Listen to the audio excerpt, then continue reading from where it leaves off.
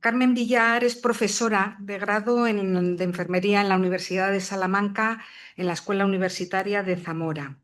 Cuenta con una amplia experiencia a nivel asistencial, principalmente en el área quirúrgica, y ha orientado su interés hacia la formación clínica, el desarrollo del razonamiento enfermero.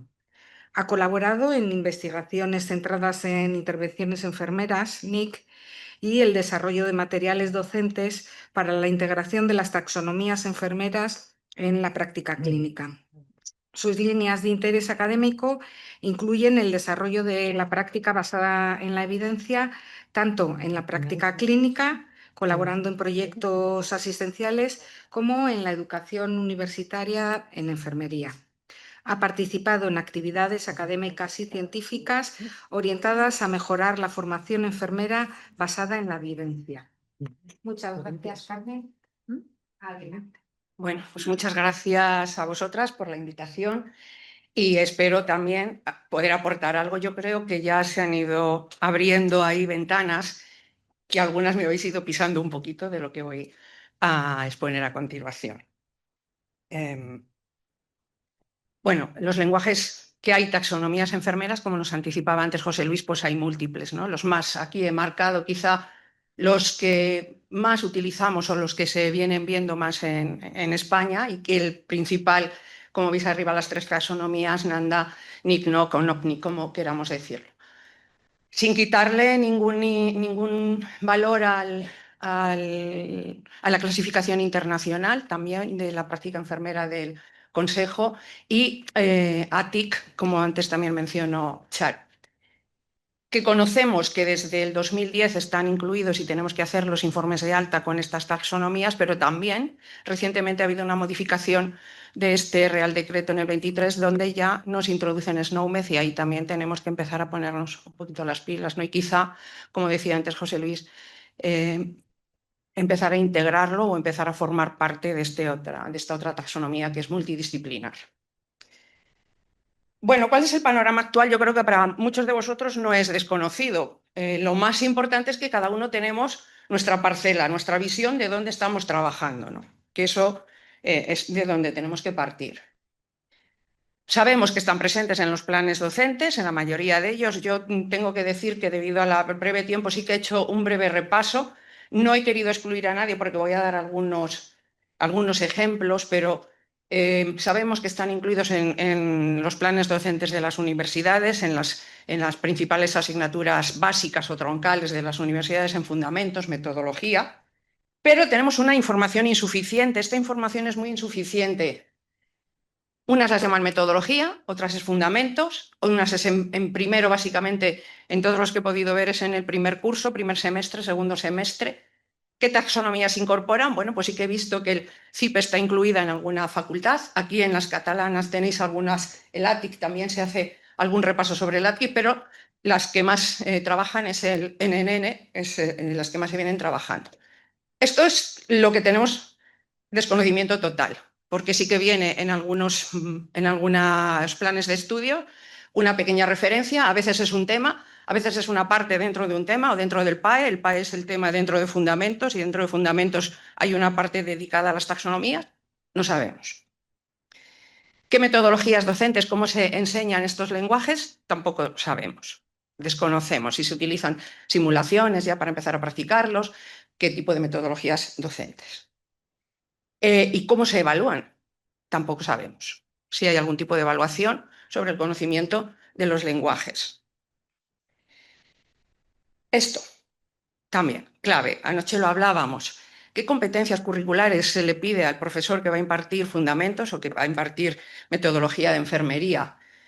Hay muchísimas universidades, hay libertad de cátedra para esto, cada una va a elegir y según las necesidades o según los doctores que pueda tener a su disposición esa universidad, la persona que vaya a impartir esta asignatura puede cambiar de unas universidades a otras. Hablábamos ayer con Ángeles que aquí ella se pone muy exigente y yo creo que esa es la tónica en la mayoría de las universidades de enfermería, que por lo menos la que imparte fundamentos o metodología sea enfermera con conocimientos importantes y clave en esto, pero la realidad es que no sabemos, ¿no? La realidad es que a día de hoy tampoco tenemos ese conocimiento. Y esto es lo más importante, claro. Si desconocemos todo esto, por supuesto que no vamos a tener datos ni saber de qué estamos hablando. Hablamos cada uno de nuestra parcela, ¿no? Lo que os decía antes, una breve... cogí un poquito al azar, porque esto sí que habría que hacer un trabajo más profundo, que aquí después ya os lo dejaré abierto al final, porque para ver por dónde andábamos. Y esto es lo que os venía diciendo. En las guías docentes están presentes, ahí hay varias que he cogido de ejemplo. Y luego también algo que me llamó mucho la atención y que nos tiene que hacer sentir orgullosas en AENDE es esto, ¿no? Que entre los recursos o bibliografía que recomendaban muchas facultades estaba la página web de AENDE. También tendremos que revisar si es la fake o es la verdadera. Eso es lo que hay que ver. Y también mucho el recurso del Sevier, el NN Consult, es con el que trabajan muchas facultades, ¿no? Como hablábamos antes también, hay muchas aportaciones en trabajos de fin de grado, trabajos fin de máster, tesis dirigidas además por miembros de aquí de la asociación, tesis importantes, se va trabajando cada vez más. Cristina Otter también defendió la semana pasada la suya, también en lenguajes enfermeros. Grupos de enfermería dedicados a taxonomías enfermeras. De verdad, perdonadme si alguno está excluido, pero solo quería hacer un breve bosquejo de lo que he podido encontrar en este lapso de tiempo, ¿no? Y, por supuesto, otros recursos de los que ya hemos hablado, como no, en cada sistema de salud pues tiene sus manuales de integración de estos lenguajes enfermeros a la práctica clínica y, claro, por supuesto, nuestros alumnos en las universidades van a trabajar con ellos porque son los que necesitan para su práctica asistencial. Hay muchos sistemas de salud que ya tienen desarrollado unos manuales muy completos, otros, bueno, pues a lo mejor no son tan completos, pero en cada uno de ellos sí que hay esos vínculos y sí que ya se ven obligados a conocer de alguna manera más profunda el lenguaje enfermero.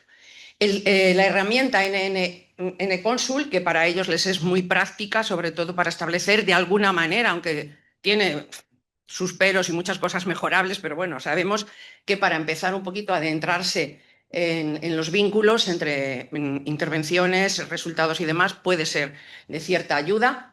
Y bueno, cursos externos a los que se pueden, con esta demanda de información y de formación que se pide siempre, algunos de ellos. Tengo que decir, bueno, soy colaboradora también con Salus Play, no en este curso, pero en otros sí. Y tengo que decir que se retiró el curso específico de taxonomías enfermeras de Salus Play por la baja demanda que había. O sea, hay veces que es cierto que esto es mucho de enfermería, de decir, no tenemos formación, no tenemos formación, no tenemos formación, pero cuando se ofrece formación en metodologías que a veces pueden resultar un poco áridas, te hablo desde investigación o puede ser taxonomías enfermeras, el hecho es que la demanda es baja o que la asistencia también es poca, pero bueno, realmente sí que puede haber cursos ajenos a la universidad a los que echar mano y que te puedan servir de cierta ayuda. Bueno, y lo que decía, cada una vamos a hablar de lo nuestro. ¿Cuál es el caso nuestro en concreto, el que mejor conozco en la Escuela Universitaria de Enfermería de Zamora? Tengo que decir que somos 3 centros que estamos adscritos a la Universidad de Salamanca. Es la Universidad de Salamanca la que marca las pautas, pero sí que después cada uno de los centros tenemos cierta libertad de desarrollar esto que nos marcan de mayor o mejor, en mayor o mejor, peor medida, perdón. En los planes de estudios está dentro de fundamentos y ahí hacemos hincapié en esto. Y aquí yo ya, aunque al final en las conclusiones lo diré, pero tengo que adelantarme, yo también veo un hándicap importante, que es primero cuando les enseñamos PAE, cuando les damos gran cantidad de información nueva, que para ellos es todo nuevos conceptos, nuevas terminologías, una gran cantidad de conocimientos novedosos, y nosotros les estamos pidiendo que manejen esos lenguajes o ya les estamos enseñando los lenguajes sin tener toda la información restante que van a necesitar para el juicio clínico, la valoración y realizar el diagnóstico, porque les falta esa formación en primero. O sea, sí que les estamos dando la base, ¿de acuerdo? Pero muchas veces eso, añadido a la anatomía, a la bioestadística, pues muchas veces quizá puede que si es un tema dentro de una asignatura, quede también un poco apartado, independientemente de las competencias que pueda tener el profesor. Esta es una opinión muy personal. Que en las bibliotecas que tenemos nosotros, donde están los repositorios y los accesos que tienen, figura la herramienta NConsul, tanto en el SACIL como en la Universidad de Salamanca, a la que pueden tener acceso. Y de forma transversal, es cierto que nuestro claustro de profesores en esto somos muy persistentes, ¿no? De que vayan utilizándolo a lo largo de los 4 años, pues tanto en el practicum, que ahora lo vamos a ver a continuación, se les pide que dentro del practicum, en la memoria que realizan, por lo menos desarrollen o nos hablen de esos diagnósticos más prevalentes en la unidad donde han estado, sin que sea un caso clínico en concreto, por lo menos al principio. Ahora os contaré. Y a medida que vamos avanzando con las clínicas, vamos avanzando también con el PAE. Yo soy coordinadora en Clínica 2 y ahí ya les pedimos que hagan las 3 primeras partes hasta la planificación de un caso clínico que nosotros le damos en este caso, ¿no? Y que ellos decidan en qué momento, en mi caso es quirúrgica, bueno, pues tú decides si es en el prequirúrgico, si es durante el periodo quirúrgico, si es en el postquirúrgico inmediato en el hospital o si son cuidados al alta. Decide con este caso clínico qué haces y tú decides el momento para que aprendan a valorar y aprendan a saber qué diagnósticos aplicar en cada momento. Y ahí le pedimos hasta la planificación y ya es en tercer curso con la Clínica 4 que desarrollan ellos un caso clínico completo de algún caso concreto que hayan podido ver en sus prácticas, a lo largo de sus prácticas, ¿no? El manual, como os decía, del practicum sí que lo contempla. Ahí tenéis un ejemplo a lo largo de todos los ciclos de prácticas que hacen. Y sobre todo, pues lo que os decía, claro, durante sus prácticas van a estar manejando el programa Gacela, que tengo que darle desde aquí, mandarle un abrazo, que nos está oyendo Yolanda, que se ha puesto muchísimo empeño en desarrollarlo de una forma que sea práctica. Ella trabajó mucho el programa Gacela con los lenguajes enfermeros y que fuese sobre todo práctico para las enfermeras. Y sí que vigila el registro, sí que soy consciente de que vigila que se registren correctamente y que no sea, como no recuerdo la palabra, el clic, clic, clic, clic, rutinario sin... Registrosis, ¿no? Registrosis, exacto, que está muy bien el término. Pues ella, soy consciente que sí que lo tiene en cuenta. También algunos disgustos se lleva por esto, ¿no? Pues resumiendo, sí que podría representar esto un indicador, ¿no? Si tuviésemos toda esa información, podríamos tener, en cierta manera, un indicador de la calidad o de cómo se están enseñando. Pero hay muchísima heterogeneidad que la implementación, esto nos sugiere, y yo creo que aquí estaríais de acuerdo conmigo, que depende más de iniciativas locales que estrategias coordinadas, ¿no? Que hay una ausencia en ese marco de competencias en los profesionales, sobre todo en enfermería, que nos pueda hacer ver si esa formación realmente se está haciendo como se debería de hacer. Os traigo esta tesis que durante todo ese periodo, claro, yo buscaba a ver si había estos datos o a ver si había algún tipo de encuesta o algún tipo de entrevista que mostrase alguna panorámica nacional y me encontré con esta tesis del 2023, que además viene de educación, y me gustó, me llamó la atención. La propuesta era esta, ¿no? Generar ese marco de competencias o ese marco de...